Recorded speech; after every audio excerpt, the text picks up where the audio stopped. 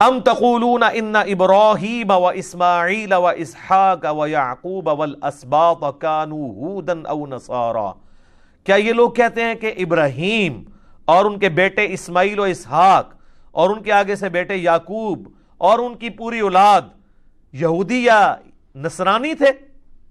قل اانتم اعلم ام اللہ، اے نبی ان سے فرماؤ کیا تم زیادہ جانتے ہو اللہ سے بھی؟ اللہ نے تو ان کے موت کے وقت کا ذکر کر دیا ہے. یہ کانٹیکسٹ وہ چل رہا ہے کہ حضرت یعقوب نے اپنی موت کے وقت جب اپنے بچوں سے پوچھا تو انہوں نے کہا مسلم ہوں گے، تو اللہ نے مارا ان کی موت کے وقت میں وہاں پر تھا، جیسا کہ اس کی شان کے لائق ہے. تم اللہ کو یہ بتانا چاہ رہے ہو کہ وہ یہودی یا نصرانی ہونے کی وصیت کر کے گئے تھے اپنے ماننے والوں کو، وہ تو مسلم ہونے کی وصیت کر کے گئے تھے. کیا تم اللہ سے زیادہ جانتے ہو؟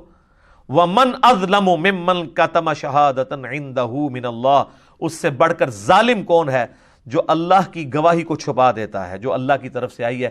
یعنی یہود و نصارہ تمہاری کتابوں میں آخری پیغمبر کی نشانیاں موجود تھیں، تم نے جان بوجھ کے ان کے اوپر پردہ ڈالا، اپنی پبلک کو پتہ نہیں چلنے دیا، تو سب سے بڑے ظالم تو تم ہو.